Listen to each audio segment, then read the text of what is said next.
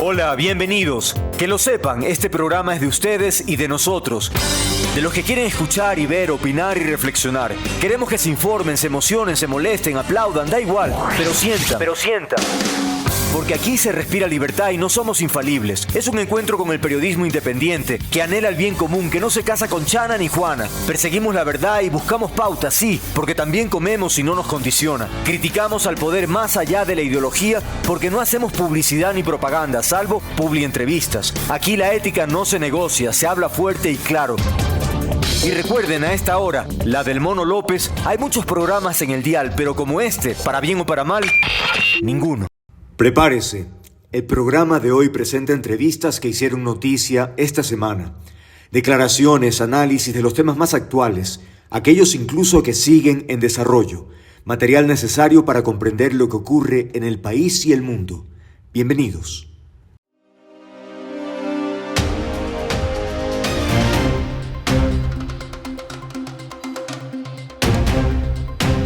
Aquí le damos la bienvenida, si es la primera vez, nuestro invitado a Luis Peche Arteaga, desde Caracas, ya consultor político, fundador de la firma consultora Sala 58.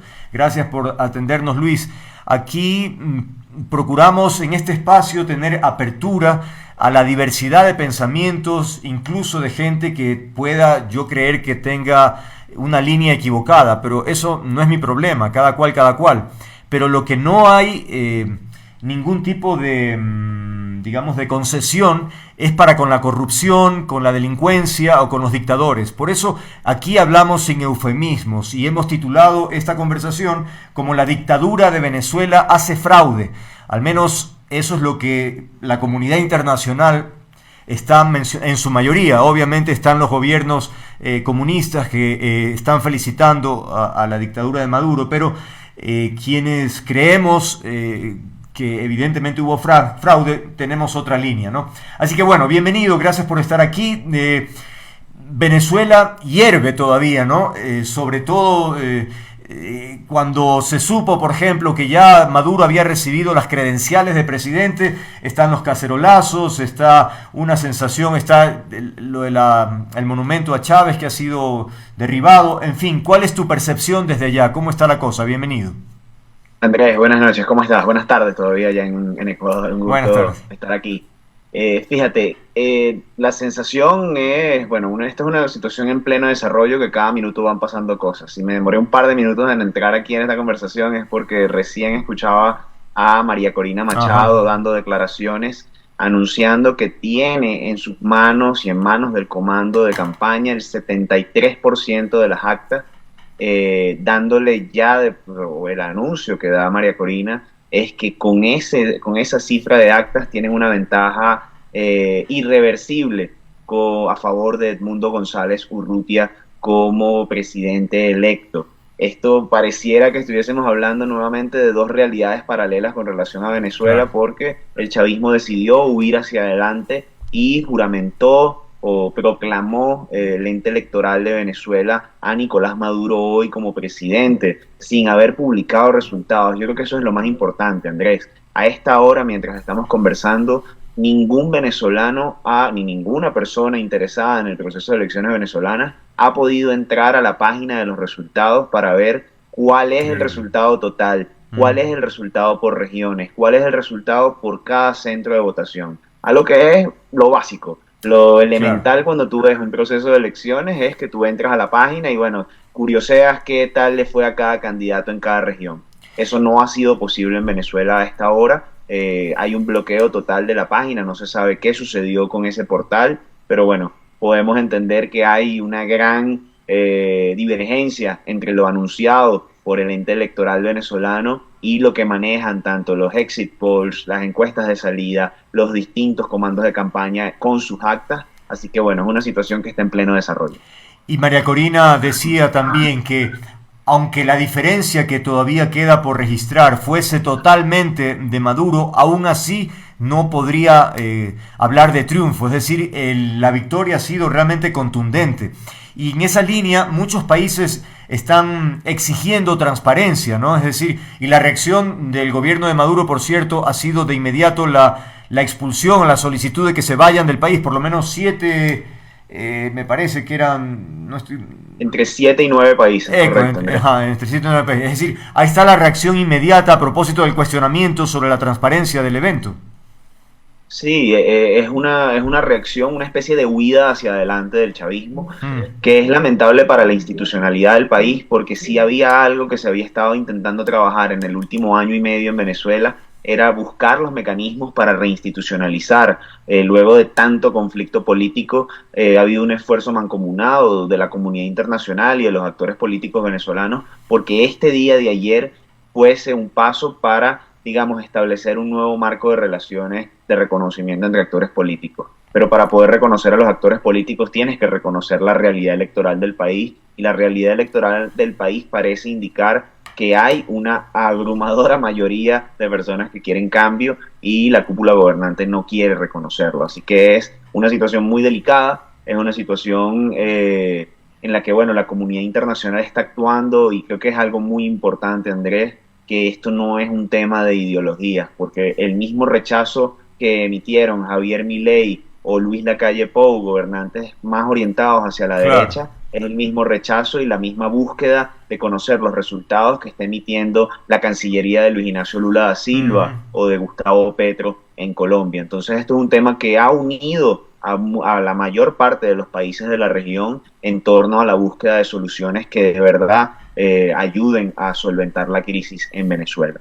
Ahora, Luis, hace algún tiempo, meses incluso, había ya la información de la organización que tendría María Corina en torno al proceso electoral, a propósito de la organización, voluntarios, en fin, para vigilar, hacer la veeduría pertinente.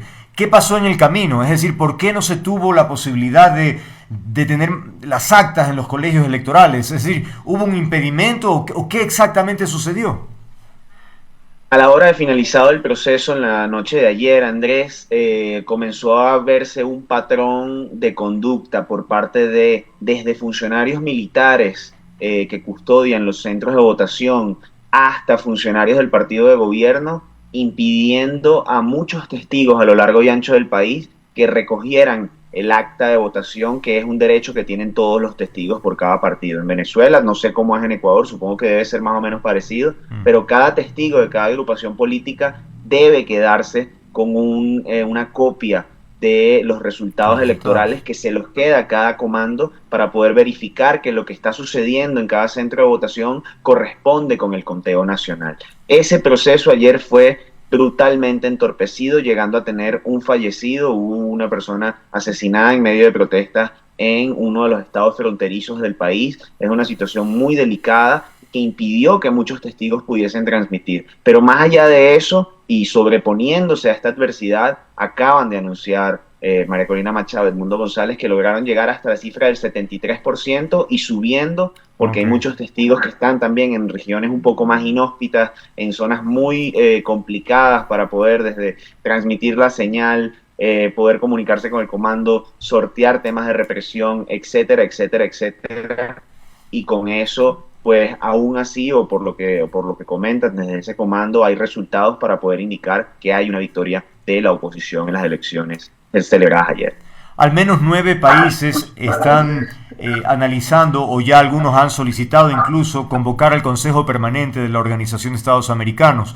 ¿Cuál, a tu juicio, puede ser el alcance de una gestión allí? En el pasado inmediato ha sido un poco frustrante, ¿no? Porque la verdad no ha logrado nada concreto. No sé si con la presentación de esta información de la actual medida, no sé qué tanta credibilidad podría tener. De todas maneras es un organismo donde va a haber muchas opiniones, en fin, pero ¿qué expectativa tendrían sobre el particular? Sí, la verdad es que el alcance de organizaciones como la OEA, la CELAC, estos grupos, digamos, organizaciones regionales en este momento están bastante limitados por temas ideológicos, ¿no? Yo creería que en este momento la acción de grupos de países como los que firmaron en las últimas horas comunicados exigiendo el cese de la represión, exigiendo la veeduría de los resultados electorales y que estos puedan ser verificables por todos los actores, quizás trasciende un poco la OEA. No la quiero tampoco disminuir ni nada por el estilo, pero pareciera que en este momento, por cómo están compuestos los bloques ideológicos de Latinoamérica, pareciera que estos organismos no están siendo tan efectivos como la acción en paralelo que se ha venido llevando a cabo por parte de las cancillerías por su cuenta para intentar conseguir estos apoyos a favor de un proceso justo y de que se puedan visualizar los resultados en Venezuela.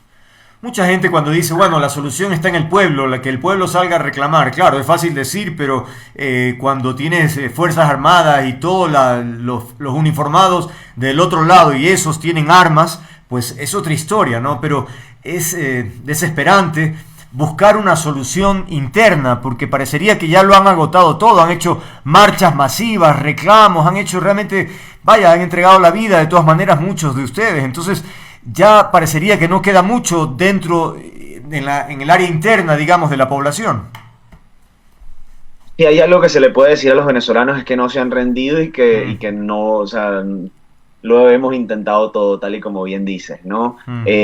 Hoy mismo hay imágenes de protestas en muchos rincones del país, en zonas muy populares, que básicamente están reclamando que el fraude electoral en marcha sea detenido, ¿no? Y creo que es un gesto muy admirable por precisamente lo que tú comentas, ¿no? Estas son personas que en el pasado ya lo han intentado, ya han protestado, ya han sido reprimidos por ejercer ese derecho y básicamente por pedir democracia, ¿no? La verdad es que todo esto debería ser innecesario. No debería haber llegado a un tema de protesta porque sencillamente la solución era lo que sucedió en la jornada de ayer, que las personas fuesen en paz a votar, a elegir quién es el nuevo presidente y ya pasar la página y seguir adelante. Unos son oposición, otros son gobierno y ya está, ¿no? Es lo normal en cualquier política de cualquier país. Lamentablemente en Venezuela no está siendo así, no ha sido así desde hace ya algunos años, pero la oposición democrática y la población sigue intentando todo lo que puede para alcanzar ese cambio. En redes sociales están circulando dos videos que presumo son falsos. Quería ver si tú sabes sobre el particular. Uno de ellos tiene que ver con una gran concentración de la oposición, pero creería que no es actual. Dice que supuestamente el día de hoy habrían salido de manera impresionante una cantidad a reclamar, a protestar. No dicen dónde, pero parecería que todavía eso no sucede, ¿o sí? Hay una protesta masiva en el barrio de Petare. El Petare es uno de los barrios más grandes de Latinoamérica y hoy salió en masa a protestar. De hecho, puedes ver las fotos del New York Times que cubrió, porque su corresponsal estaba acá en Venezuela por el tema electoral, fue a cubrirlo. Hay unas fotos bastante virales de esa protesta en desarrollo. Hay protestas yo creería más o menos 20 de los 23 estados del país. Hay protestas que son de distintas magnitudes, no todas son masivas, quizás algunas son más focalizadas, pero hay focos de protesta en el país, principalmente en Caracas sí hay bastante actividad de protesta en este momento, sobre todo en lugares cercanos al centro de Caracas. Un hecho muy resaltante y muy lamentable es que hubo una protesta a 2 cuadras del Palacio de Miraflores, que es el Palacio de Gobierno. Fue reprimida por colectivos armados, que son grupos paramilitares, que dispararon hacia la marcha para dispersarla. Así que sí, eso es información en desarrollo. Sí hay protestas que no fueron convocadas por el liderazgo político, sencillamente fue gente autoconvocada que decidió salir a las calles a protestar. Y creo que eso nos habla mucho de la falta de control institucional. En la medida que las instituciones no dan respuesta a las demandas ciudadanas, pues la gente protesta y sale a exigir sus derechos. Y la otra imagen que también tengo mis dudas es de un comando, digamos, de militares que dicen que pertenecen a tal regimiento y que ellos se declaran en rebeldía, en fin. ¿Eso te suena? No confirmado, no. Sí. Nada con relación a eso. Sí, eso sí, se veía mucho más falso, sin duda. Pero claro, habla con el dialecto, obviamente, el acento venezolano, entonces chuta, te impacta, ¿no? Pero claro, yo recuerdo que en alguna otra ocasión eso sí ocurrió, no ahora. Ahora bien, de todas maneras, después de semejante resultado, que tampoco debería sorprendernos, porque quien cuenta los votos es finalmente quien decide, ¿no? Y sabemos que en una dictadura, pues, a pesar de los controles, pues ahí están los resultados. Entonces, esto continúa, yo no creo que haya la sensación de tirar la toalla, ¿no? Para nada. Bueno, el mensaje por parte tanto lo que se siente en la calle desde el liderazgo político es que el resultado está ahí y lo van a defender.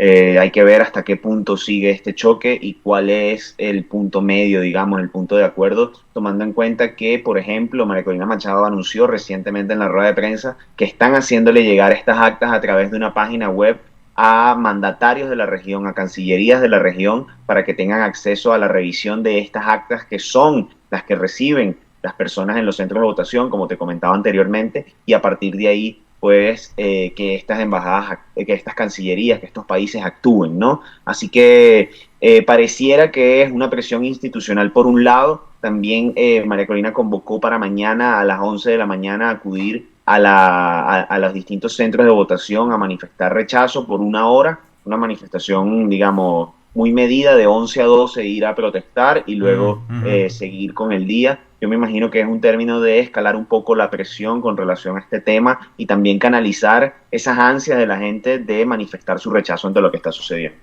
Ahora, hablemos del grupo que apoya a Maduro. Me pregunto quiénes son, de dónde provienen, cuál es el perfil, porque realmente sí sorprende. Bueno, será gente que tenga alguna vinculación económica con el Estado, que dependan de los ingresos que genera la actividad de corrupción. Entonces, pero también son gente que va caminando por la calle. Me pregunto, ¿no los identifican? ¿No hay una suerte de confrontación para decirles en la cara hasta cuándo, por favor, ya que la gente quiere vivir en paz, digamos, ¿no? A ver, yo creo que un escenario ideal para Venezuela, Andrés, es que quien sea chavista, madurista, lo que sea, pueda seguir siéndolo, pero reconociendo la existencia de quienes no pensamos de esa forma, ¿no? De acuerdo. Yo creo que al final es el escenario idóneo para cualquier país, porque la idea no es eliminar al adversario político, la idea es, bueno, dirimir los conflictos a través del voto, a través de las instituciones, a través de los espacios que se supone que hay. El problema está cuando esas personas, una persona que claramente en este momento es minoría o su liderazgo representa una minoría en el país, intenta aplastar a una mayoría, ¿no? Lo hace a través de la fuerza y es algo que es muy lamentable. Pero bueno, sí, ojo, debo decirte con total franqueza, Andrés, yo creo que existen muchos chavistas en Venezuela todavía, por legado, por cariño a Chávez en su momento, por la razón que sea, o por clientelismo también, que existe, como tú bien lo decías, pero por la razón que sea existen, hay que respetar su derecho a creer de esa forma, pero al final el problema es cuando las instituciones no responden a la realidad de lo que el país te está transmitiendo. El país te está transmitiendo un deseo de cambio abrumador a través de los votos y eso no se está dando en este momento. ¿Creerías que, y ya con esto vamos cerrando la conversación, creerías que esta frase o este argumento permanentemente de que le han hecho el bloqueo a Venezuela y que pues están luchando contra el mundo entero básicamente y que por eso pues se crea esta imagen de Maduro, el luchador o el héroe frente a todo el imperialismo, eso finalmente cala en la población? No cala, Andrés, porque ahí pasan varias cosas, que las acciones no van en consonancia con el discurso. Mientras Maduro habla de que el país está quebrado por las sanciones o lo que sea, Maduro hizo una campaña política millonaria. Se dio el tupé de poner publicidad en Times Square. No sé si pudiste ver ese video hace unos días. Se viralizó mucho una publicidad de Maduro en pleno Times Square. Por ningún motivo, porque los venezolanos en el exterior no pudieron participar en esta elección. Claro. Cuando tú veías, si tienes algún amigo conocido que haya venido a Caracas a observar las elecciones, las calles de Caracas y de toda Venezuela solamente presentaban propaganda de Nicolás Maduro. No había ni un pendón de Edmundo González Urrutia en las calles por esa disparidad. Hay una censura generalizada en el acceso a medios, etcétera, que solamente transmitían la campaña de Maduro. Entonces, bajo esas condiciones, bajo una campaña multimillonaria, porque las tarimas, los cantantes que traía cantantes internacionales a sus mítines, Maduro, al final termina siendo algo que choca mucho con esa realidad. Si tú realmente estás quebrado por el bloqueo, ¿cómo tienes para gastar tanto en una campaña política? Entonces termina siendo, bueno, muy contradictorio y es un mensaje que de verdad no tiene cabida en este momento. Luis, te agradecemos mucho por este análisis, estos comentarios y bueno, ojalá tengamos mejores noticias en los días siguientes, ojalá, y estaremos también pendientes si es que hay alguna necesidad, ojalá haya la disponibilidad para volver a conversar. Ha sido Luis Peche Arteaga desde Caracas, consultor político, fundador de la firma consultora Sala 58. Que tengas una buena tarde-noche. Un gusto, Andrés, saludos.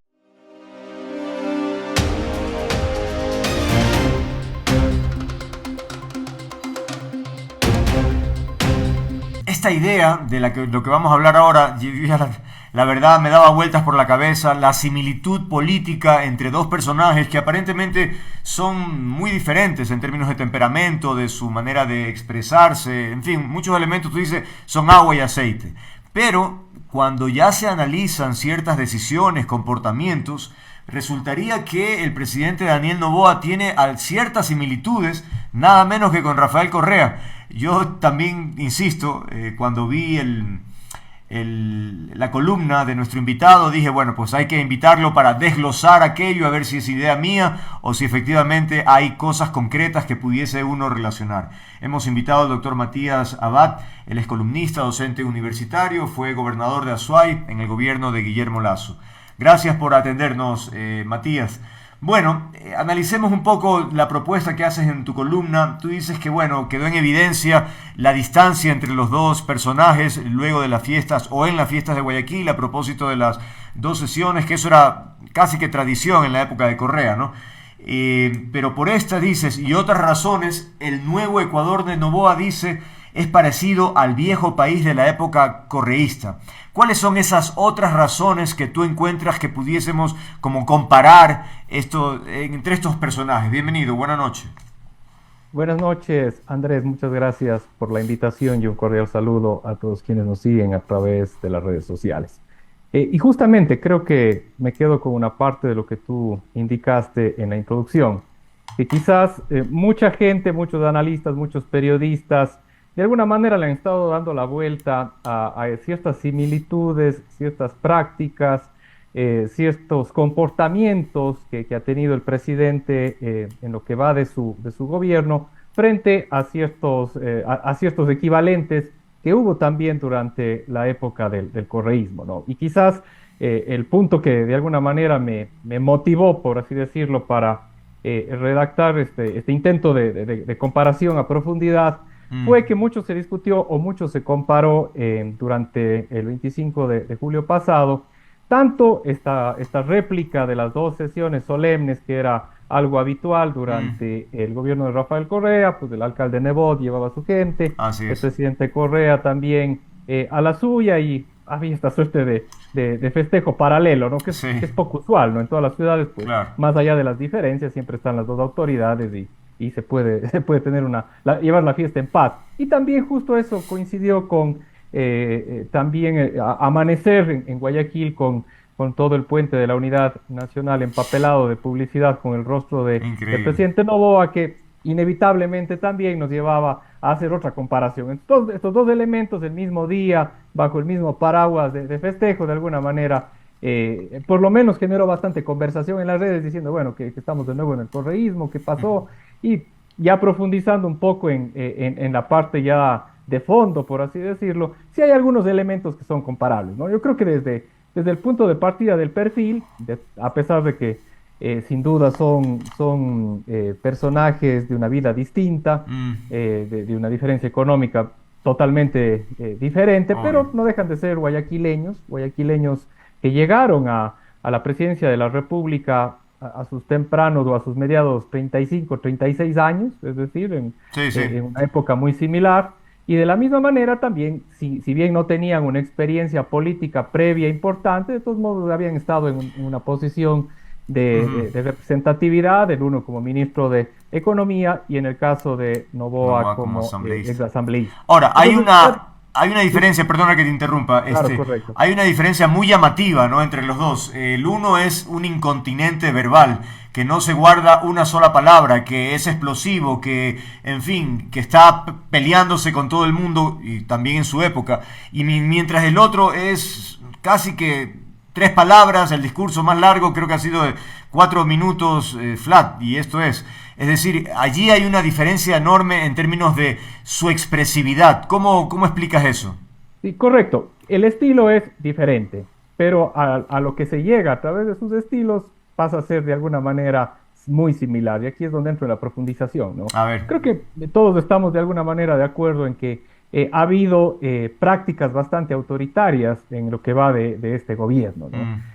Si bien el autoritarismo de Correa, que además fue su marca registrada, ¿no?, su particularidad, su característica, de una manera, como bien acabas de señalar, bastante extrovertida, de una forma muy confrontacional, explícita. Sí, sí. Pero Noboa, a su estilo y a su manera también, ha tenido con mucha más discreción una serie de confrontaciones que ya han sido ampliamente discutidas y documentadas, ¿no? Ha debilitado o ha sabido debilitar algunas voces incómodas, algunos personajes críticos, los mismos alcaldes, recientemente, por poner un ejemplo, con el alcalde de Durán, con el alcalde de San Borondón, con el alcalde de Guayaquil.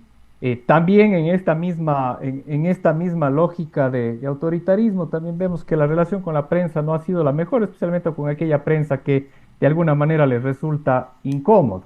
Es reacio a dar entrevistas, ruedas de prensa, y ha tenido, más allá de que estemos o no estemos de acuerdo con las posiciones o con los estilos, pero ha tenido acciones directas para silenciar a algunos periodistas, como a la periodista cubana, a la cual se le revocó la visa, y también censurando el programa que estaba en TC Televisión, Los Incorruptibles, me parece. De RTU.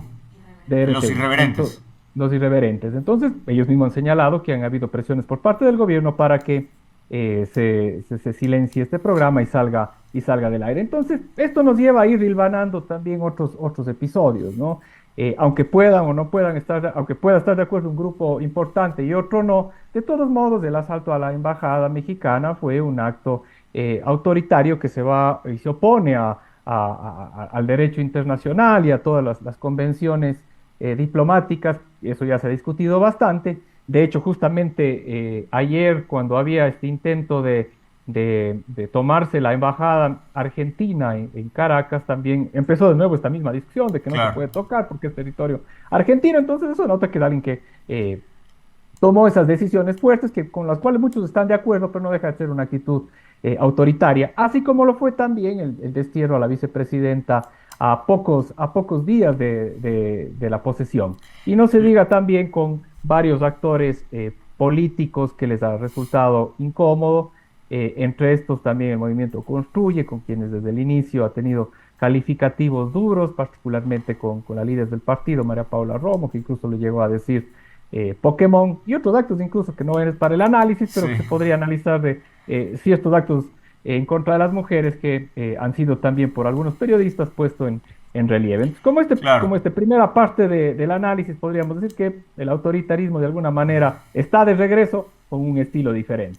Y tú mencionaste hace un momento a la vicepresidenta. Ha habido un comunicado, es que a propósito de la ofensiva israelí en Líbano contra el grupo islamista Hamas, se menciona que la situación en Medio Oriente es particularmente riesgosa, y en el comunicado dice: estos hechos resaltan el peligro que enfrenta la población civil, incluida la vicepresidenta de la República, cuya seguridad es de vital importancia para mantener la línea de sucesión presidencial en Ecuador, como lo señala la Constitución, dice el comunicado de la propia vicepresidenta de la República. Es decir, en otras circunstancias, un presidente le dice: a ver, por favor, regresa. ¿Por qué someterla a semejante riesgo sabiendo que el objetivo de lograr la paz para una vicepresidenta en ese contexto es, pero por decirlo menos, lejanísima, ¿no? Entonces, eso también refleja lo duro de una decisión que se mantiene inalterable a pesar de los riesgos que significa. Y no solo eso, si recordamos, uno de los primeros también decretos fue quitarle la seguridad a la vicepresidenta. Ella está ya sin seguridad del Estado y, como bien se hace referencia, ya en un estado de guerra que con los últimos acontecimientos ocurridos con Hezbollah, seguramente parece que seguirá escalando el estado de violencia y sobre todo de riesgo para todos los habitantes, entre estos la vicepresidenta, que de todos modos pues es la segunda personera del país, ¿no? Entonces, esta primera comparación iba alrededor del tema del autoritarismo, como bien hacías referencia tú, a estilos diferentes, a formas y códigos distintos, pero a la larga llegan a cumplir el mismo propósito. ¿Y cómo ves el tema de la comunicación entre los dos gobiernos? Porque algo que es llamativo en el actual es la poca o nula información en ciertos tópicos, la dificultad de acceso a la información, la dificultad para tener ciertos personajes y entrevistarlos. Algunos ministros nos han negado 500.000 veces una entrevista, y bueno, en la época de Correa ni se diga. Entonces, ahí parecería también cierta similitud. Sí, ahí encuentro yo tres elementos similares. Por una parte, bueno, como ya decíamos, ligado un poco al autoritarismo, Ujú. esta reticencia a tener apertura con los medios de comunicación que no le son tan cómodos, ¿no? Ujú, Porque a ujú. la larga se ha estado en medios de comunicación, pero hemos visto que más bien se vuelve ahí un espacio controlado por el gobierno y no se vuelve una entrevista en la cual se pueda rendir cuentas o a través de la cual se pueda profundizar en temas que la ciudadanía busque entender o contrastar.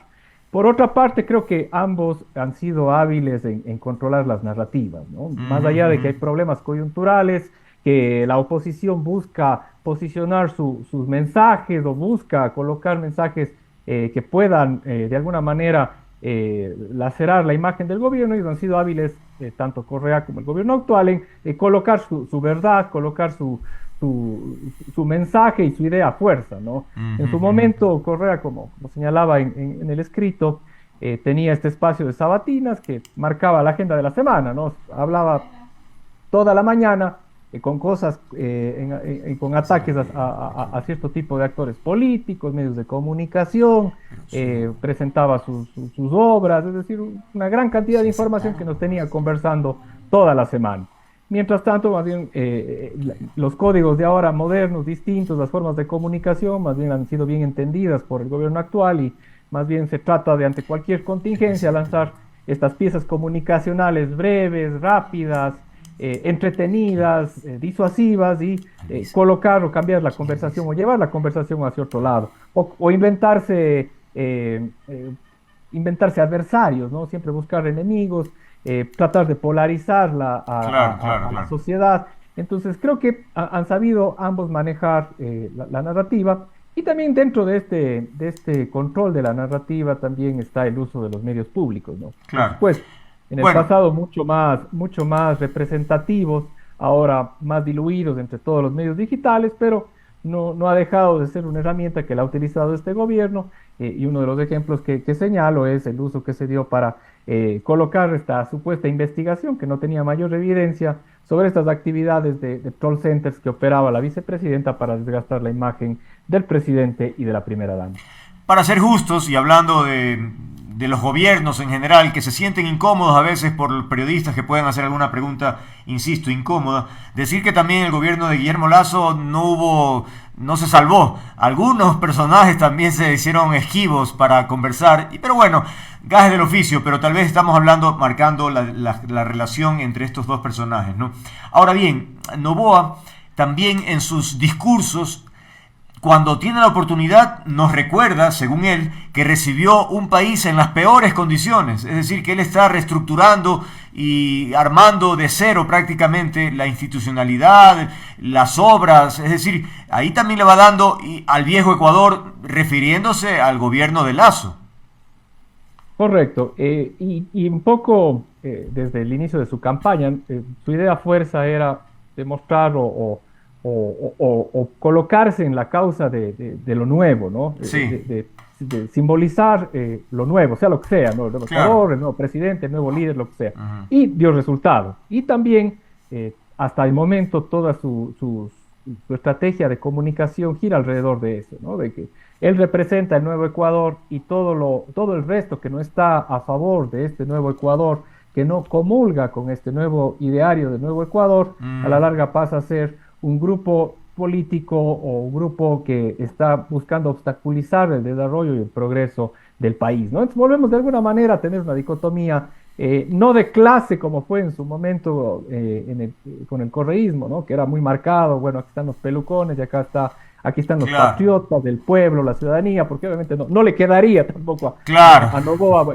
buscar esa dicotomía, pero claro. nuevamente entramos en esa simplificación extrema de la sociedad, ¿no? Y están Mm, aquí los que quieren estar con el nuevo Ecuador que va hacia adelante, y todo el resto que son claro. piedras en el zapato que únicamente están obstaculizando que el país salga adelante, ¿no? A pesar de que justamente hoy en Primicia salió un artículo de que debe ser el gobierno con la peor ejecución presupuestaria de los últimos, desde el regreso a la democracia posiblemente, ¿no? El Y Ministerio de Defensa, por ejemplo, que debería ser el que más eficiencia en gasto deba tener en este momento por estar dentro de un conflicto armado interno, apenas ha cumplido con un 2% del presupuesto planificado para este año, ¿no? Entonces, claro, más allá de la realidad es una construcción de posverdad que ha calado y ha tenido su efectividad, ¿no? Por eso digo que esto va anclado mucho a ese control de la narrativa y de estos constructos de dicotomía que simplifican a la gente, decir, bueno, ahí va el Nuevo Ecuador y todo el resto es el viejo Ecuador, que a la larga vemos que se parece bastante. De hecho, te me adelantaste porque justamente mi siguiente pregunta era en esa línea, porque iba a leer el titular de Primicias, que lo tengo aquí.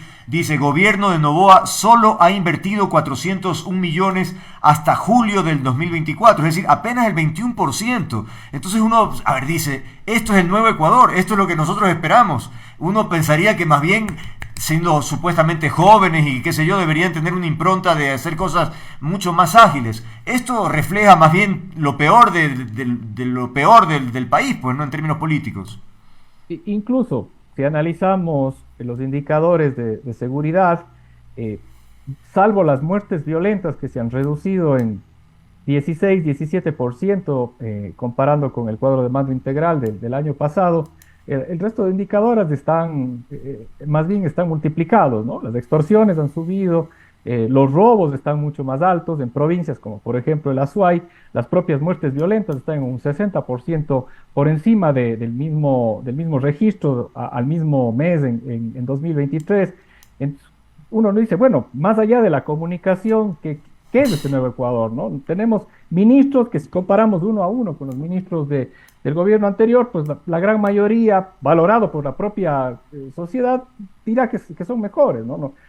Si comparamos a Gustavo Manrique con una ministra Sade Fichel o la ministra de Inclusión Económica con Esteban Bernal, pero más allá de los nombres, estamos viendo los números y los números no tienen sesgo ni son opiniones, simplemente son datos fríos que reflejan efectivamente cuánto el gobierno ha invertido en inversión en favor de mejorar la calidad de vida y el bienestar de los ciudadanos, teniendo presente además que han habido otros elementos adicionales, como ha sido la subida del impuesto al valor agregado y la eliminación progresiva de los subsidios. Entonces, hemos dejado de percibir menos ingresos por tener que pagar más IVA y más combustible, y estamos viendo que hay menos inversión en el sector público y la inseguridad es la misma. Entonces, realmente lo del Nuevo Ecuador, más allá de una interesante construcción de comunicación, en la práctica no se sostiene en la gestión.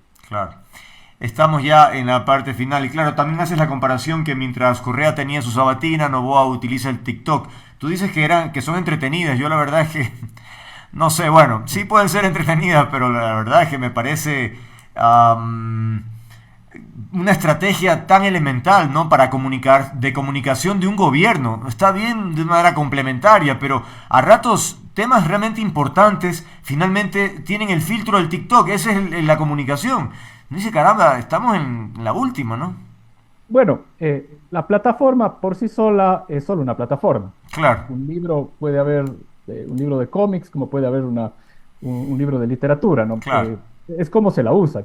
Pero más allá de eso, las piezas comunicacionales, como tú haces referencia, poco tienen que ver con los problemas de coyuntura, ¿no? Más bien es el presidente saliendo a correr con la primera dama, comiéndose una hamburguesa, festejando a Guayaquil, y entrando en Durán con una suerte de puesta en escena de película. Eso sí, y en la práctica vemos que los indicadores no cambian. Los indicadores de inseguridad, como digo, salvo una reducción que ya está estancada desde hace algunos meses de las muertes violentas en un 16-17%, el resto de indicadores en cuanto a robos y extorsiones más bien se han multiplicado. Entonces, sí, veamos cuánto más aguanta, porque la comunicación, si no está respaldada y sostenida en gestión, no le va a alcanzar para la reelección.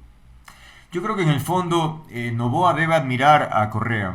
Claro que no lo dice, ni mucho menos, pero es que de verdad yo coincido con lo que tú mencionas porque lo vivo pues a diario en las noticias, se nota ese tipo de comportamiento efectivamente autoritario, en el caso de Noboa que se abstiene de quedar en evidencia porque a rato se le nota que no tiene mucha formación o que no lee mucho y entonces ahí hay debilidades al momento de expresar una idea. Pero bueno, ese no es el caso con Correa, que habla, insisto, de más, ¿no? Pero interesante Seguramente hay la otro comparación. elemento que todavía, bueno, no lo quise incluir porque estoy viendo un poco cómo evoluciona, pero No. también ese afán de concentración de poder, ¿no? De empezar Ajá, de querer tomarse las instituciones, ¿no? Ya puede de ser. alguna manera todo indica de que el control de la judicatura tuvo Claro, también claro. la anuencia del presidente. Veamos Mm. cómo avanza con la designación de los futuros vocales del Consejo Nacional Electoral, y ni se diga cuando se tenga que nombrar las instituciones de control y sobre todo a la nueva o al nuevo fiscal general de la Nación, ¿no? Entonces vamos a ver por dónde va también esa otra particularidad y característica que fue del gobierno de Correa, de buscar de alguna manera concentrar todo el poder de todos los poderes y de alguna manera diluir la esencia pura de la República. Y hay casos sutiles, ¿no? Como en el Consejo Nacional Electoral, el hermano de la presidenta Tamaín, pues que es diplomático en Estados Unidos, y así por el estilo. Son como una suerte de gestos que comprometen y finalmente van en la línea de lograr ese poder en las demás funciones del Estado. Bueno, por ahora es todo. Agradecerte a Matías Abad, columnista, docente universitario, ex gobernador de Azuay por el gobierno de Guillermo Lasso, haciendo este análisis de estos personajes y de su política de cara al país, que vemos que efectivamente tienen muchas similitudes. Muchas gracias, Matías, que tenga una buena noche. Gracias por la invitación. Un cordial saludo. Saludos.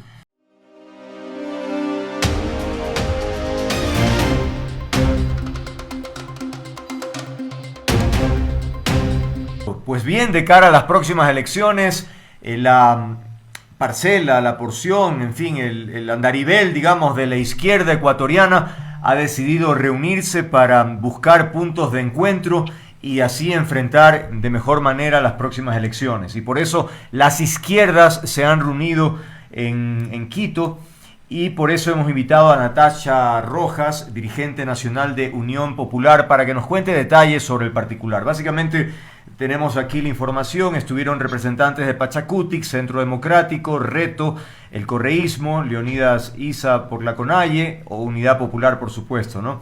Básicamente, y la invitación fue a 50 organizaciones sociales de la sociedad civil convocadas en esta línea, ¿no? Que tienen que ser de izquierda. Ahora bien, gracias por acompañarnos, Natasha.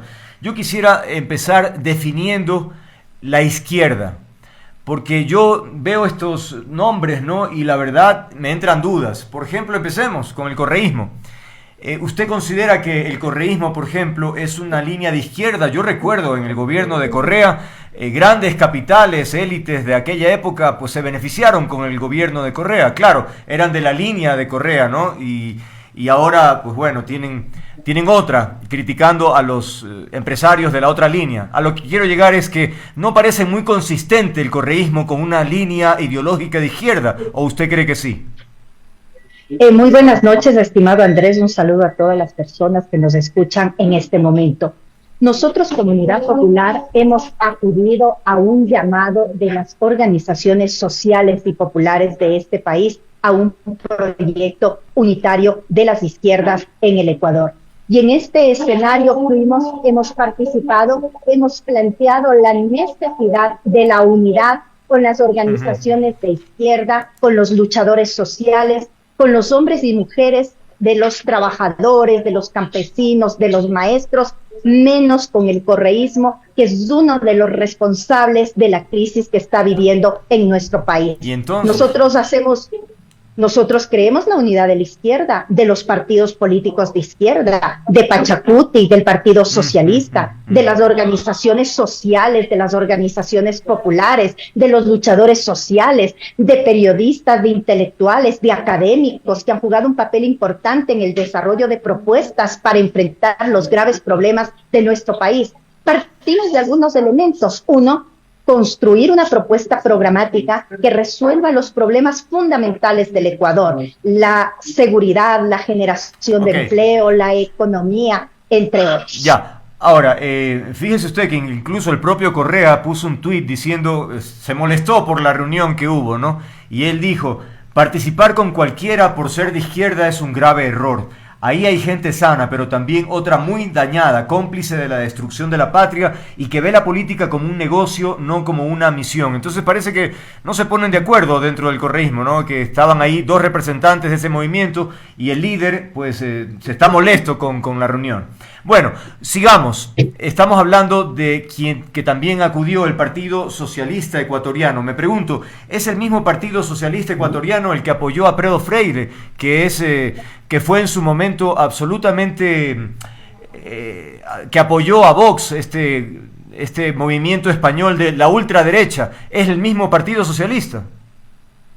El Partido Socialista estuvo presente con su presidente nacional, que es Gustavo Vallejo. Ellos han tomado decisiones al interno de su organización. Creo que son los llamados a dar una respuesta respecto de esta inquietud. Aquí lo que a nosotros nos parece que es sumamente importante, el Ecuador requiere una unidad. El Ecuador va más allá del novoísmo y del correísmo. Los principales enemigos del pueblo ecuatoriano en este momento son la pobreza, la desigualdad, la inseguridad, la corrupción, y que tienen corresponsabilidad los gobiernos de turno desde que se constituyó nuestro país en república. Pero hablemos de los últimos gobiernos, el correísmo, el señor Lasso, el señor Moreno, el señor Noboa en la actualidad. Y frente a ello, a los problemas que existen en este momento en nuestro país, planteamos la unidad. La unidad no como un elemento pragmático, práctico, nos unimos todos y no pasa nada, de ninguna manera. La unidad para gobernar, la unidad para resolver los problemas del país, la unidad sobre la base de una propuesta programática en donde, por ejemplo, no se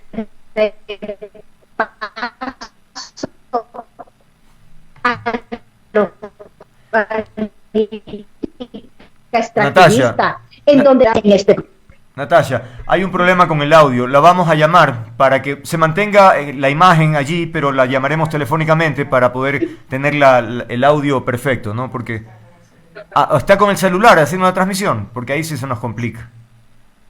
Estoy con el celular, pero no estoy haciendo ninguna transmisión. Ya, pero a ver, veamos si se puede hacer eso, no sé. No creo entonces. A ver, veamos. Ahorita la estamos llamando. Ya, veamos si le... No coge. A ver, ¿por dónde es que anda que está lejos, oiga, Natasha? Está sonando, no le está sonando. Ya se colgó. Ya se colgó.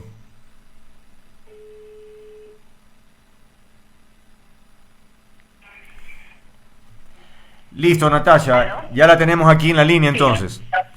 Vamos. Muchísimas gracias. Ya, continuamos entonces. A ver, lo que le iba a preguntar, que usted hizo hincapié efectivamente en su intervención sobre la necesidad de la unidad. Pero Natasha, yo creería que también hay que pedir coherencia, pues. ¿Cómo uno, fue público y notorio lo que le mencioné del Partido Socialista? Entonces, yo no sé si es normal que uno se alíe cuando no hay una claridad. Es como el Partido de Izquierda Democrática, que no se sabe qué mismo, ¿no? Con quién va, con quién no. Es decir, uno creo que debería demandar coherencia ideológica para poder unirse, o se une nomás, no importa el pasado inmediato, Natasha. Totalmente de acuerdo con usted, estimado Andrés. Por eso hemos dicho, la unidad con el pueblo, con los trabajadores, con los luchadores sociales, con los ciudadanos, las ciudadanas de este país. Pero se están reuniendo con los líderes, pues, Natasha. No con el correísmo corresponsable de la crisis. Fuimos invitados por las organizaciones sociales y populares. Nosotros a la ciudadanía le hemos planteado la necesidad de la unidad de las izquierdas, de las organizaciones sociales y populares, de quienes no hemos sido gobierno en este país y por lo tanto no somos responsables de los problemas que hoy nos encontramos enfrentando. Jamás nos podríamos unirnos para un proceso electoral con quienes han sido responsables de la crisis. Recordemos la época del correísmo, la política extractivista, la persecución a los luchadores sociales, la persecución a los servidores públicos en el país, por señalar solamente algunos ejemplos de lo que hizo el correísmo en el Ecuador. Pero entonces, ¿cómo van a lograr unir esa facción de izquierda con estas diferencias que usted anota? El correísmo no es izquierda, el correísmo es derecha y como lo dije en la asamblea de la manera más frontal, no vamos a poder salir del neoliberalismo, no vamos a poder resolver los problemas del Ecuador con gobiernos de derecha, no vamos a poder salir del neoliberalismo con gobiernos que tenían un discurso de izquierda e implementaban políticas de derecha, con gobiernos que hablaban de la defensa de la naturaleza pero implementaron el extractivismo, trayendo al Ecuador la gran minería, la explotación de Yasuní y Teté. Muy bien, yo coincido plenamente, por eso la sorpresa cuando los vi juntos en la tarima, digamos, ahí estaba doña González, el señor Arauz y Natalia al lado por ahí, entonces dije, caramba, a ver, yo no entendí nada, ¿no? Pero sigamos, porque bueno, hablamos del correísmo, del Partido Socialista. Reto es este movimiento que se creó de Paul Carrasco. Si es el mismo del cuencano Paul Carrasco, en el registro de ese partido pues sale centro-derecha. Entonces por eso esta confusión, Natalia, de qué izquierda es la que hablamos en el Ecuador. Nosotros, con la responsabilidad que nos caracteriza y la necesidad de discutir un proyecto unitario desde los de abajo, acudimos a esta reunión. No fuimos los convocantes, fueron algunas organizaciones sociales que desarrollaron esta convocatoria, invitaron a distintos actores políticos y participamos. Y como siempre, lo que dijimos en la asamblea lo estamos repitiendo aquí en los medios de comunicación. Frente a Luisa González, frente a Andrés Arauz, les dije que la posición de nuestra organización política será la unidad con el pueblo y no con quienes ya fueron gobierno en el país. En otras palabras, jamás ni a la esquina con el correísmo. Qué bien, Natalia, no me defraude usted entonces. Oiga, otro detalle, pero bueno, ya sacaron algunos tópicos, digamos, concretos, ¿no? Se propuso la creación de 2 mesas para establecer el diálogo y establecer una suerte de plan de gobierno. Caramba, que ya se fueron bastante lejos con esa meta.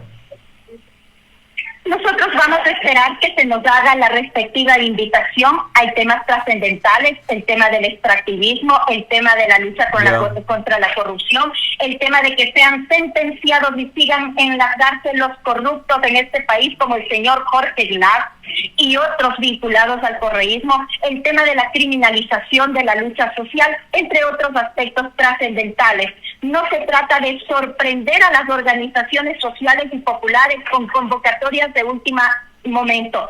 Se trata de construir conjuntamente un proyecto unitario en donde todas las voces, por supuesto, sean escuchadas y cada organización política tomaremos las decisiones que creamos que corresponden al momento actual que vivimos en el Ecuador.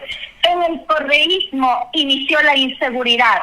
En el correísmo se empezó a hablar de los narcogenerales y ahora también hablamos de los narcogenerales y ningún gobierno ha sido capaz de enfrentar esos temas porque para el tema de la seguridad primero depuremos la cúpula de las Fuerzas Armadas, de la Policía Nacional, controlemos los puertos, la frontera norte, la frontera sur, por donde ingresa la droga, por donde ingresan las armas ilegales. Leía una crónica periodística sobre el evento y decía que en algún momento, no sé si durante su discurso o después, recibió el abucheo del público. ¿Por qué, Natalia?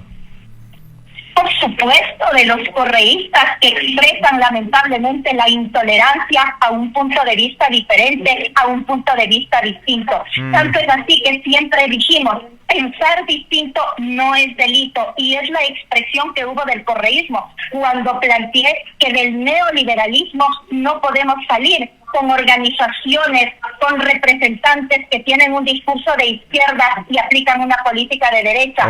Cuando les dije que ellos son los que implementaron el extractivismo, la explotación del Yasuní y Teté, la gran minería en el Ecuador, no tuvieron la capacidad de escuchar, de debatir, sino, como ya es su característica, de agredir a quien piensa distinto. El señor Churuchumbi, entre otras cosas, además dijo que la aspiración sería crear un programa de gobierno que dure 20 o 50 años. Eso, en otras partes, es medio dictadura, pues eso. Bueno, un programa de gobierno a largo plazo, un programa de gobierno construido con los distintos actores sociales populares de este país, un programa de gobierno, y lo vuelvo a repetir aquí, que contemple los ejes reactivación económica y productiva, seguridad, educación, salud, Instituto Ecuatoriano de Seguridad Social, protección del ambiente, entre otros aspectos importantes para los pueblos del Ecuador. Son los ejes que nos unen. Yo digo, estos ejes a los luchadores sociales a quienes hemos estado en las calles nos unen. Le dije directamente en esa reunión, Leonidas, tú y nosotros hemos sido perseguidos.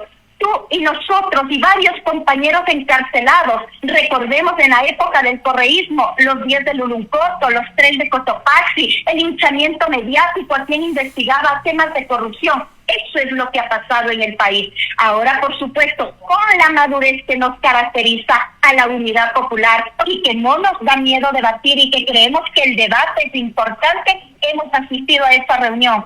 Pero, como dicen en mi barrio, ni a la esquina con el correísmo. Y ya que está hablando de la esquina, imagínese usted que, no sé, una amiga llega a su casa y le dice, por favor, Natasha, necesito que me prestes un dinero porque no sé qué, estoy con una urgencia, y usted le dice, claro, cómo no, toma esto de aquí, pero por favor, en un mes me paga. Sí, por supuesto, en un mes. Llega el mes, no le paga. 2 meses, no le paga. 2 años y no le paga. ¿Por qué viene esta historia, este ejemplo? Porque usted propuso el no pago de la deuda externa por 2 años. ¿Usted sabe lo que significaría a nivel internacional que Ecuador declare que no va a pagar la deuda? Es decir, nos convertimos en un país paria. Es decir, ¿quién va a dar algún crédito? ¿Quién va a dar facilidades si es un país que no paga sus deudas? No sé si me explico, Natasha.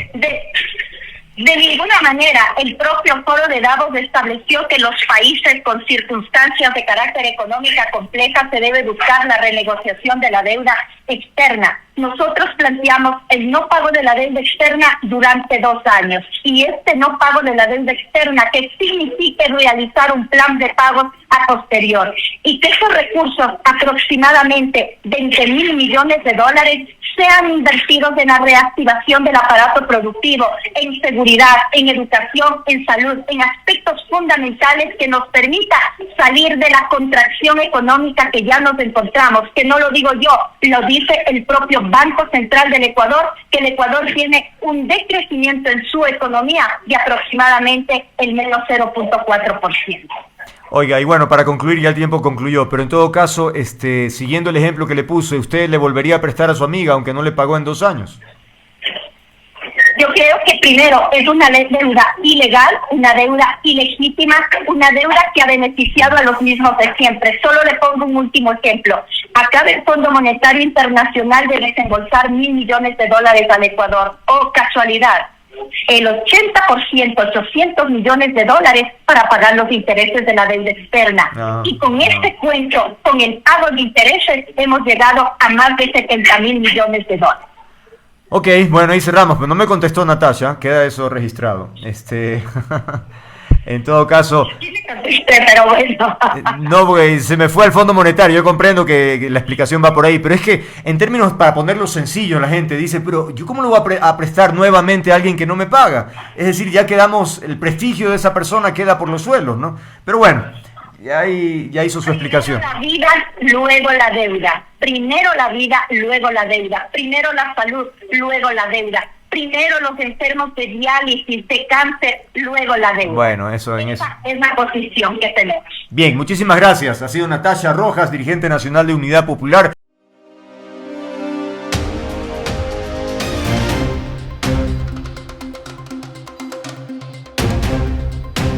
Damos la bienvenida al abogado Diego Beltrán, experto en Derecho Digital, protección de datos, ciberseguridad, privacidad, en fin. ¿Y esto a propósito de qué? Bueno, pues ahí por las calles de Guayaquil se escuchaba, por ejemplo, recarga tu celular para que te inscribas y cobres. ¿Me inscriba en qué? Nada, te pones los ojos ahí, te van a hacer un escaneo y te van a dar dinero, en serio. ¿Y eso es mensual? ¿Eso es anual? ¿Cuánta plata me van a dar? Bueno, fueron algunas de las inquietudes de las personas que iban por la calle, que encontraron esta gestión comercial, ¿no? Dicen, le toman una foto y luego le envían un código y ya puede ver reflejadas las criptomonedas. Y bueno, pues eso se transfiere o se traduce en algo de dinero. Y mucha gente incauta, pues lo ha hecho, ¿no? Entonces la pregunta es, ¿y esto de qué se trata? ¿Para qué sirve? ¿Y por qué necesitan el código o el iris de los ojos de las personas? Abogado Beltrán, explíquenos exactamente de qué estamos hablando. ¿Qué es esto? Bienvenido. El audio, Diego. Ah, no, parece que somos nosotros. Espera. Ah, no. Llamémoslo. ¿Se escucha mejor? Ahí estamos. Perfecto, qué pena contigo, Andrés. Buenas tardes contigo y con toda la audiencia. Muchísimas gracias por permitirme participar una vez más de tu espacio. Bueno, primero que nada, creo que tú acabas de mencionarlo o caracterizarlo de la manera correcta. No hay una campaña o una iniciativa bastante importante digamos, llevada adelante por esta empresa llamada WorldCoin, con el objetivo, obviamente, de recabar algunos elementos de información. De hecho, el iris es el más sensible, pero no el único elemento de información que se recaba de los titulares a nivel mundial. Ya vamos a hablar de algunas de las particularidades de esta empresa, con el objetivo, fundamentalmente, de generar lo que se denomina una especie de identidad digital certificada, ¿no es cierto?, de la persona, una especie de identificación mundial, y por otro lado propiciar o facilitar el desarrollo de una criptomoneda, efectivamente una moneda digital, electrónica, que tiene también alcance mundial. Okay. Pero sobre el punto inicial... Perdóname, Diego, para ir entendiendo algunas cosas. ¿Por qué yo tendría eventualmente el interés de tener una identidad mundial? ¿Para qué me sirve? ¿Por qué?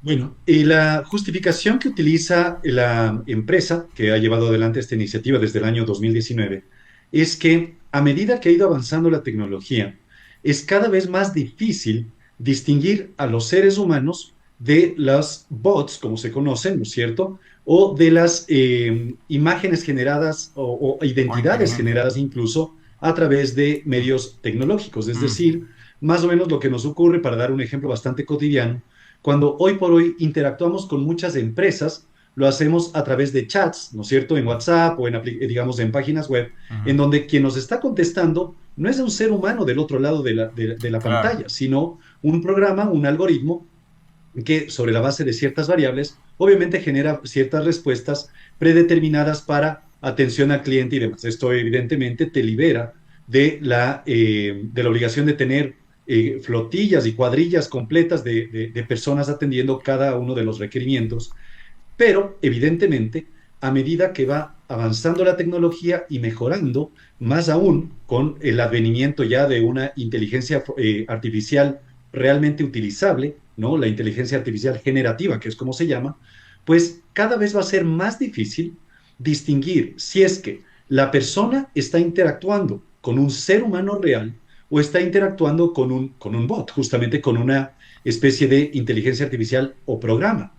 Y viceversa, evidentemente, para efecto de las empresas, redes sociales, entidades que prestan servicios públicos y privados, no tienen completa certeza de que quienes están interactuando del otro lado de esta interfaz son seres humanos o no. Entonces, la justificación que utiliza WorldCoin justamente para impulsar este proyecto es tratar de realmente llegar a identificar a absolutamente todos los seres humanos del planeta de una manera inequívoca, para que su interacción en el entorno digital sea certificada y no existan dudas de si se trata de una personalidad ficticia o de un programa. Por ejemplo, acabo de escribir en este que se llama ChatGPT, ¿no?, que mucha gente dice, oye, increíble cómo converso con esta vaina, porque me habla como si fuera una persona, ¿no? Es impresionante. Entonces le pregunté, ahorita, ¿no?, ¿qué tipo de máquina eres? Y entonces responde, soy un modelo de lenguaje avanzado desarrollado por Open Inteligencia Artificial, basado en la arquitectura tanto, estoy diseñado para comprender y generar textos en lenguaje natural, respondiendo preguntas, manteniendo conversaciones, es decir, lo que estás diciendo. Pero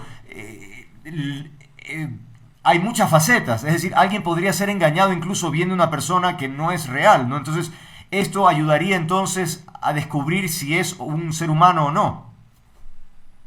Correcto. La intención detrás de esta primera faceta de WorldCoin, porque realmente tiene dos, ¿no?, lo que te decía, esta inteligencia, mejor dicho, esta identidad digital global, y por otro lado, una criptomoneda, ¿no es cierto?, un activo monetizable que se puede intercambiar realmente por productos y servicios. En esta primera faceta, el enfoque justamente es este, ¿no es cierto?, tratar de acreditar a los verdaderos seres humanos a efectos de que las interacciones que se den con estas personas se pueda certificar que son seres humanos reales. Paradójicamente, ChatGPT, justamente la herramienta a la que has hecho esta consulta en este momento, es manejada por OpenAI, que es la empresa que creó Sam Altman, y él mismo es el fundador de WorldCoin, ¿no? Es decir, la misma Increíble. persona justamente que Wow.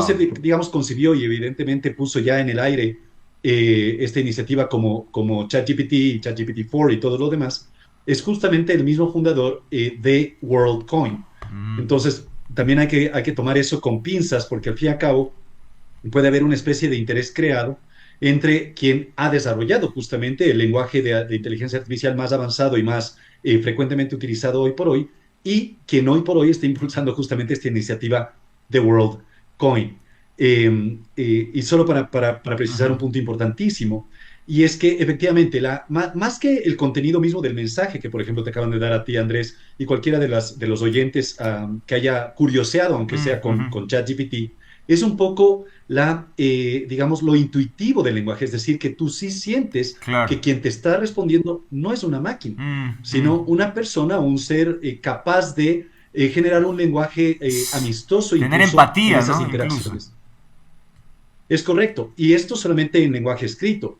Hoy por hoy hay muchas herramientas, incluyendo una de la misma empresa OpenAI, que es Sora, que te permite generar imágenes de inteligencia artificial Mm, y, como obviamente hemos conversado, me parece que en alguna otra ocasión, incluso la posibilidad de generar estos que se conocen como deep fake videos, que son los videos en donde tú puedes sustituir y reemplazar el rostro de una persona en tiempo real para que su lenguaje, digamos, para que la interacción con esa persona se presente, como que yo estoy conversando contigo, Andrés, cuando realmente estoy hablando con una persona X que ha logrado generar un video tan fiel, tan realista, que yo me vea confundido en él. increíble. O sea, la cantidad de personas que podrían caer si hoy por hoy apenas con estos artes que sacan en las redes sociales, que hacen un plagio perfecto, todos nos confundimos. Imagínate con una persona tal vez que no esté familiarizada con esto, es blanco de ser víctima enseguida, ¿no? Ahora, hablemos un poco, Correcto. cuéntanos sobre esta WorldCoin, es decir, esta empresa ha estado en varios países, pero ha dejado de trabajar en algunos. ¿Qué antecedentes o qué perspicacia hay en torno a la transparencia del trabajo de esta empresa? Claro, lo que pasa es que, a ver, WorldCoin efectivamente es una iniciativa que ya tiene, bueno, la cuenta cerca de 5 años desde que fue concebida.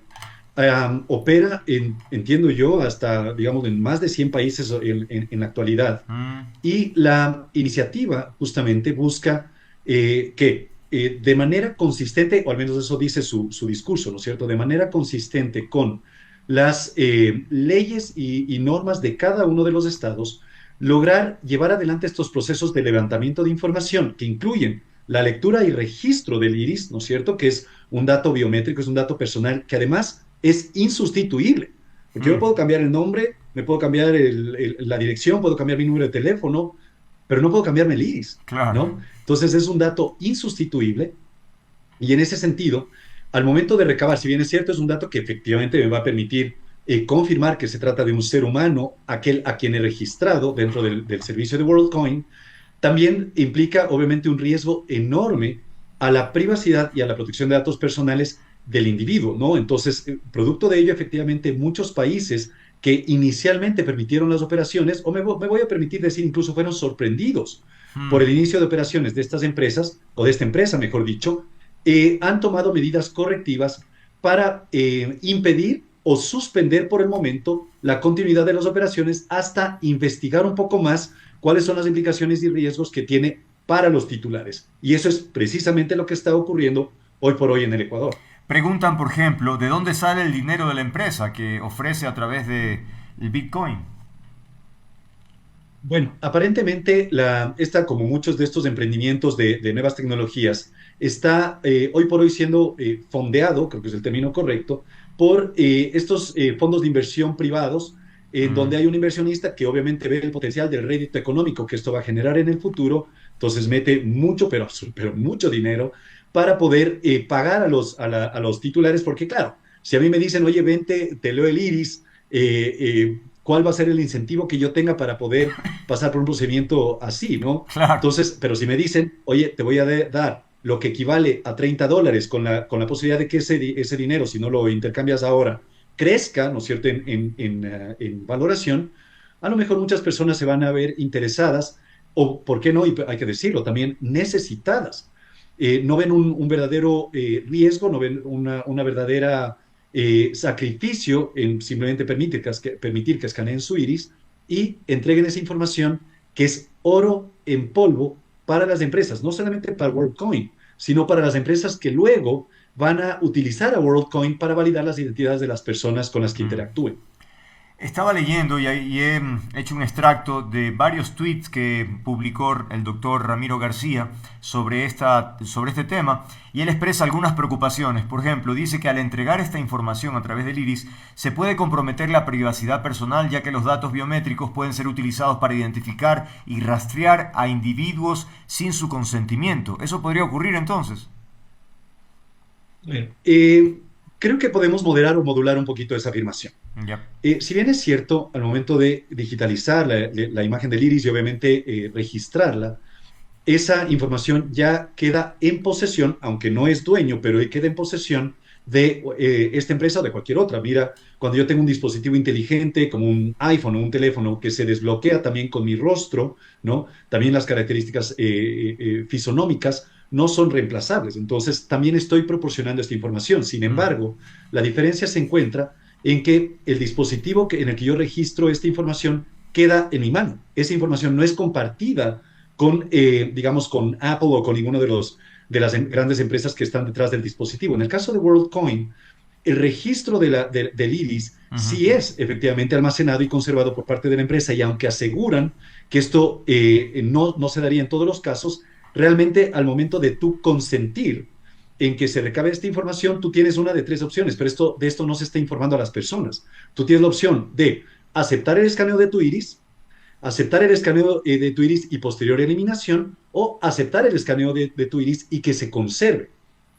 El ajuste base o el default con el cual está operando hoy por hoy WorldCoin es escanear el iris y conservarlo, ¿no? Entonces sí representa, digamos, una amenaza a la privacidad, pero no del todo, cuando consideramos que día tras día, desde cámaras de videovigilancia en establecimientos comerciales, bancarios, aeropuertos, etcétera, ya tienen la capacidad de reconocimiento facial y por lo tanto tienen una, digamos, mayor probabilidad de identificar a cualquier persona en actividades de monitoreo o vigilancia.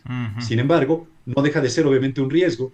No hay infraestructura impenetrable, como lo hemos hablado en otras ocasiones en el mundo, y eventualmente las bóvedas, o llamémoslo así, los repositorios de WorldCoin, por más seguros que sean, pueden ser objetos de algún tipo de brecha de seguridad que comprometa la información de literalmente toda la población de la humanidad.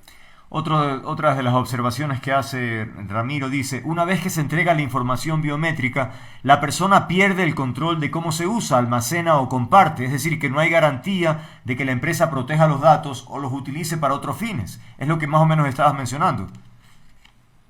Efectivamente, si bien es cierto desde el punto de vista normativo, por efecto justamente de la Ley Orgánica de Protección de Datos Personales, ya se ha establecido límites y restricciones o sobre todo regulaciones para el tratamiento de este tipo de datos, no es menos cierto que la ley no impide su infracción, ¿cierto? Es decir, como el Código Penal no impide asesinatos, secuestros y robos, la Ley Orgánica de Protección de Datos, por más que diga que los datos no deberán ser compartidos con terceros, deberán ser almacenados de manera segura, etcétera, etcétera, etcétera, no significa que eventualmente no pueda producirse o una comercialización de esta información o una filtración de esa información.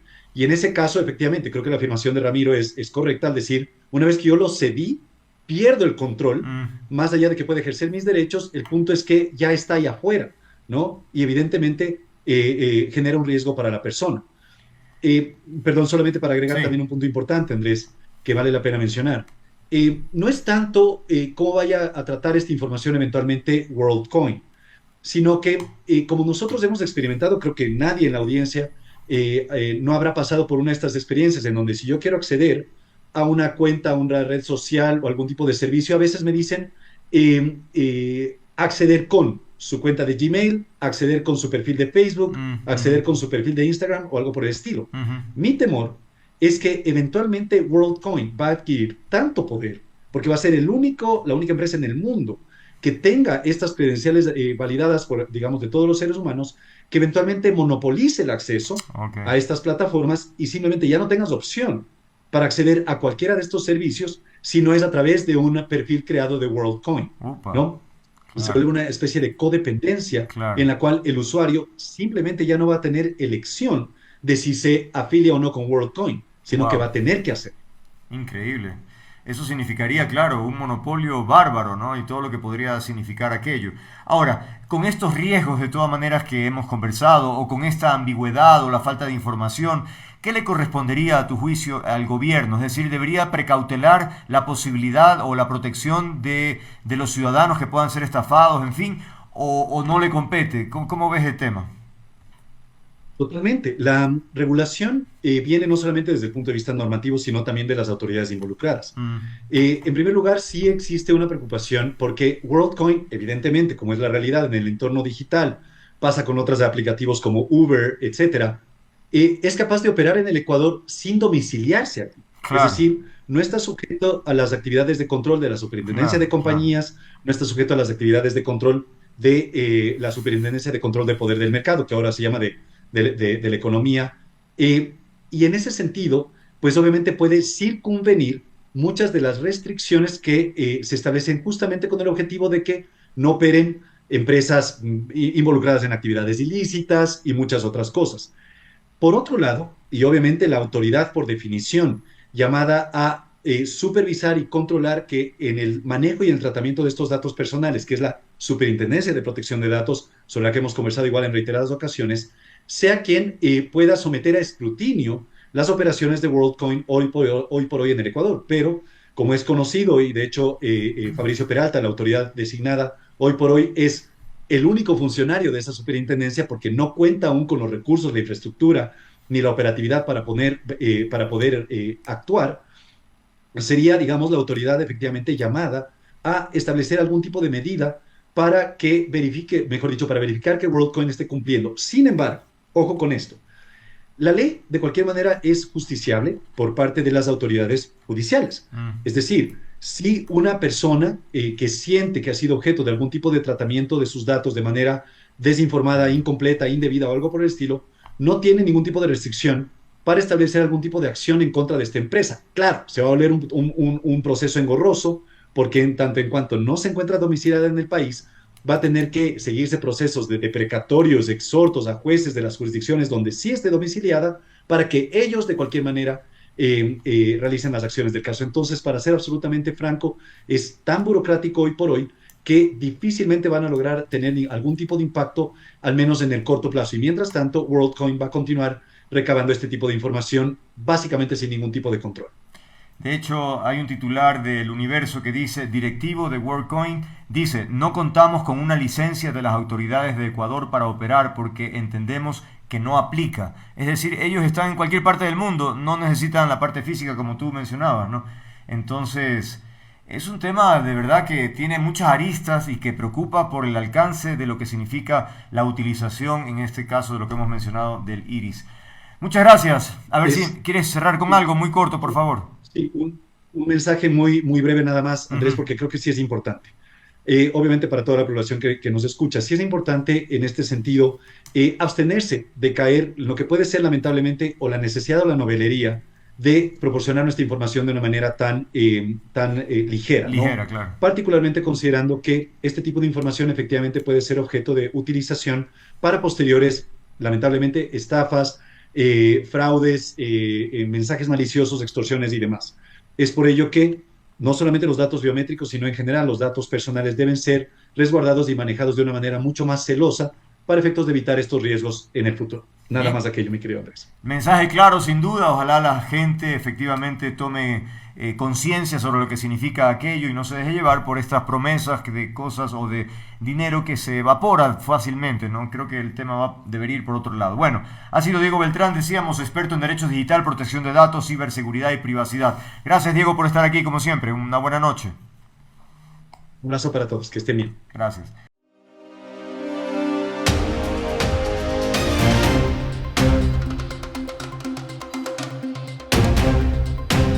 Vamos a hablar de algo que lamentablemente no es un hecho aislado. ¿Cuántas veces se aprueban leyes que finalmente quedan en el papel, que no se aplican, que no hay un reglamento y por lo tanto los asambleístas escriben lo que quieren, ponen lo que quieren y a la hora de la hora no se pregunta, pero ¿y de qué recursos contamos? ¿Cuál es el organismo que va a proveer de la facilidad para que se aplique una norma? Y ahí quedamos.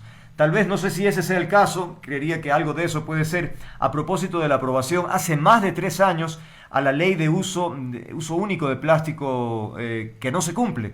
Hemos invitado a la doctora Verónica Arias, especialista en Derecho Ambiental, para que nos cuente exactamente lo que está sucediendo. Entiendo que, bienvenida Verónica, por cierto, ¿no?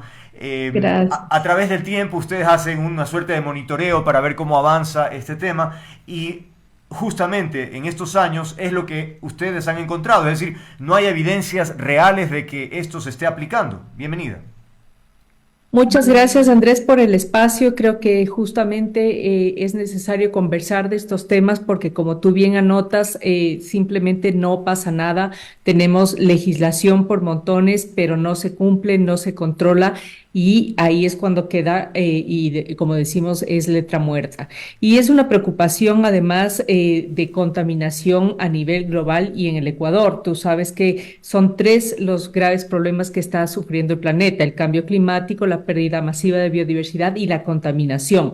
Y una de esas justamente por plástico, ¿no? Entonces, para que tengas una idea, estamos produciendo más o menos 627,000 toneladas de residuos plásticos municipales al año a nivel global. Esto quiere decir, si nos ponemos a pensar, es como tener 1.8 millones de estatuas de la libertad acumuladas en todo el planeta. Y también tenemos un problema ya de salud pública porque todos estos plásticos que están en los esteros, en los ríos, en las quebradas, etcétera, se van haciendo microplásticos y estos son consumidos por los humanos a través de los alimentos que tenemos en todo lado. Es decir, que estamos hablando de que nos comemos casi una tarjeta de crédito semanal. Qué increíble. Ahora, ¿cuál es el contenido de la norma que debería aplicarse y que no ocurre? Es decir, ¿qué debería haber sucedido en todo este tiempo? Sí, la norma es súper clara, fue aprobada ya en el 2020, es la Ley Orgánica para Racionalización, Reutilización y Reducción del Plástico de un Solo Uso. ¿Qué quiere decir esto? Que todo lo que son fundas plásticas, todo lo que son botellas PET, todo lo que es envolturas, todo lo que es tarrinas, etcétera, deberían tener ya a la fecha, al 2024, al menos el 30% de material reciclado. Es decir, que si lo más fácil, como ejemplo, las botellas o envases de material reciclable debería tener el 30%. Todo lo que conlleva detergentes, cosméticos, las botellas de agua, de jugos, etcétera, que vemos diariamente, eso debería tener material reciclado. Así dice la norma y no tenemos data, no hay un incremento en el reciclaje por datos no oficiales, porque tampoco es que hemos podido encontrar este tipo de datos, solamente se está aprovechando máximo al 3% este tipo de material que se puede volver a reusar o a reciclar. Entonces, ¿dónde queda? La pregunta del millón es: ¿dónde quedan todos estos materiales o estas botellas o estos envases? Simplemente en las calles, en los desaguaderos, en la alcantarilla, en las quebradas, etcétera.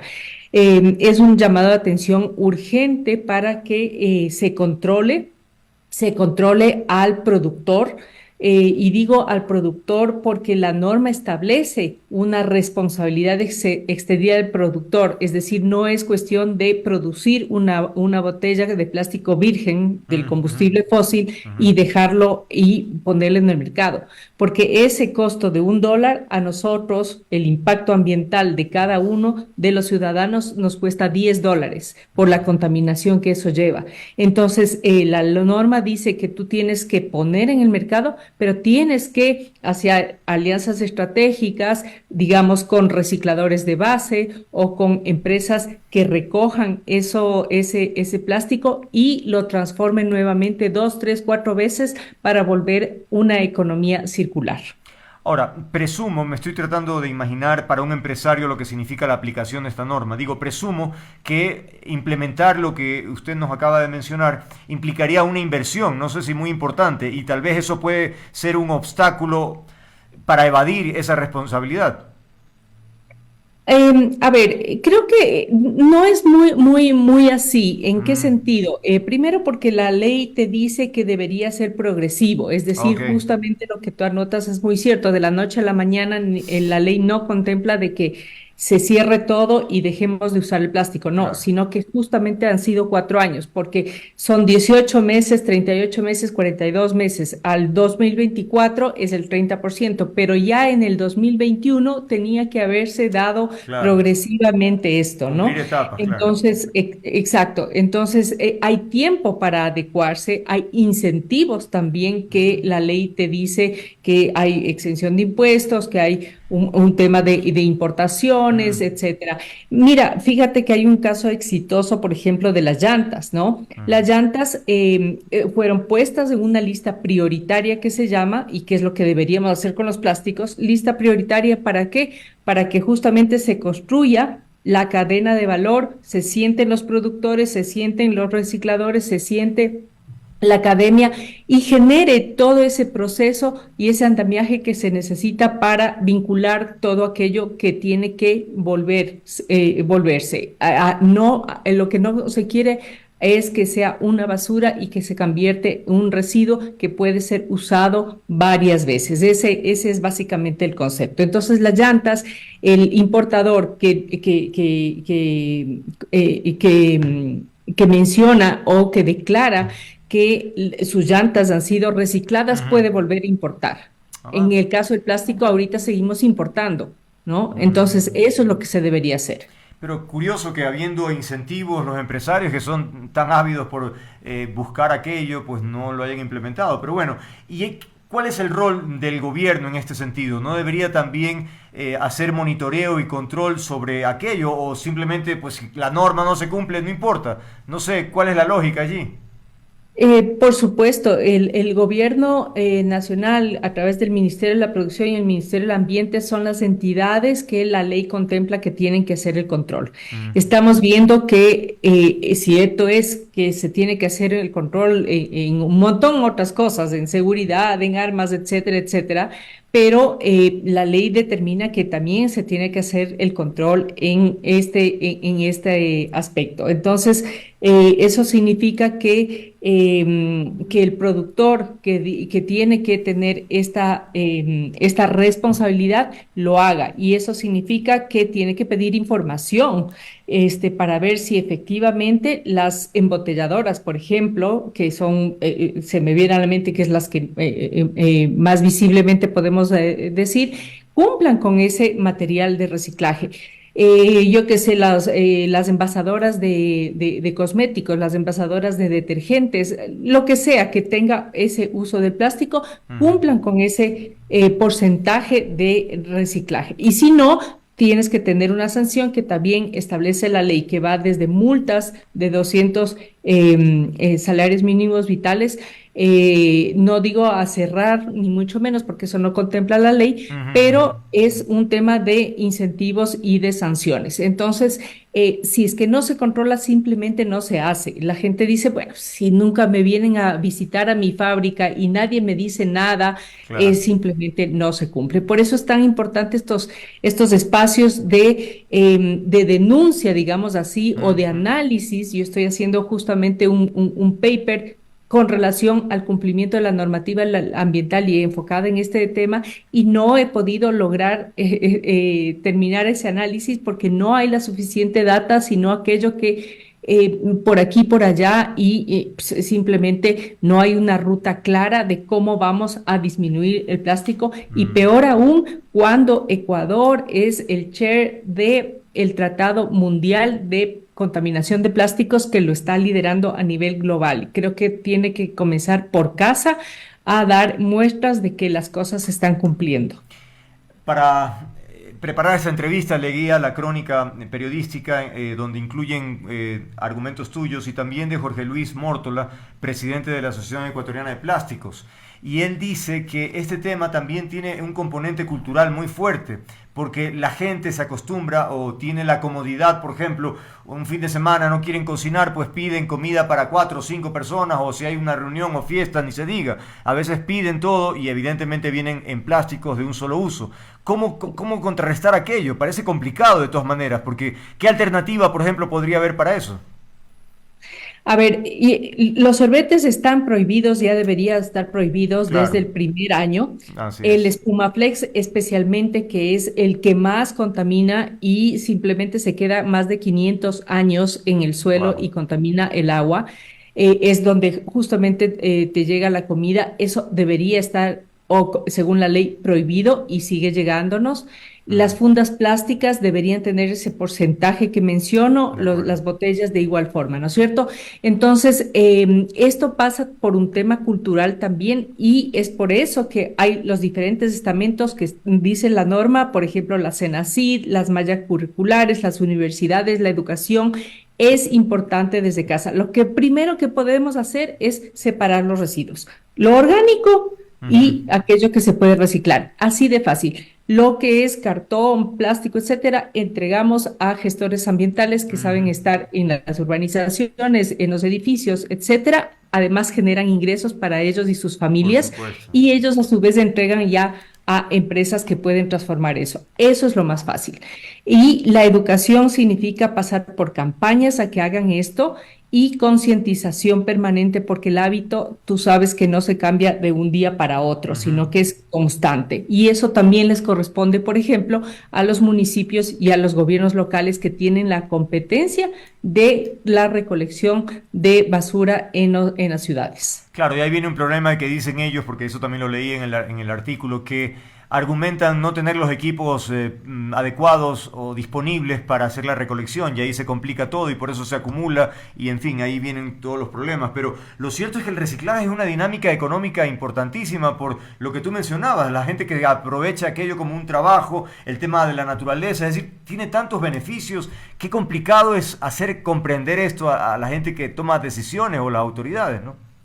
Así es que tiene todos los aspectos positivos, porque fíjate que hay un porcentaje de aprovechamiento que puede ser hasta el 24%, dependiendo del residuo que estamos hablando, y solamente se está reciclando el 3% a nivel nacional. Quito, Guayaquil, más o menos 3-4%, pero tiene un potencial enorme del 24%. Eso significa ingresos para un montón de gente de las cadenas de valor que están ahí, no Claro. solamente aquellos que recogen el plástico, sino otro tipo de materiales. Y de todas maneras, el tema de recolección, si bien es cierto que es un poco complicado, si es que nosotros desde nuestra casa, es decir, el reciclaje en la fuente, podemos separar, ya ayudamos inclusive a las empresas de recolección de basura a separar esto, porque llegan a las estaciones de transferencia y les toca hacer manualmente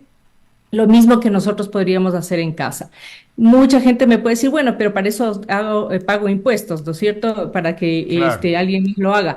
Es un tema también de conciencia, como te Por digo. supuesto. Entonces, hablamos de una gestión social de residuos, sostenible de residuos. Hay una prevención de contaminación, como expliqué, es uno de los graves problemas que tiene el Ecuador en contaminación en los ríos, en las quebradas, en los océanos. Vemos esas imágenes tortuosas, espantosas en Galápagos. Recién vi ayer una tortuga, a ti que te encanta y que conoces bien Galápagos, Sí. las tortugas que se comen el plástico porque no saben diferenciar uno del otro. Claro. Los peces tienen en su sangre ya el plástico.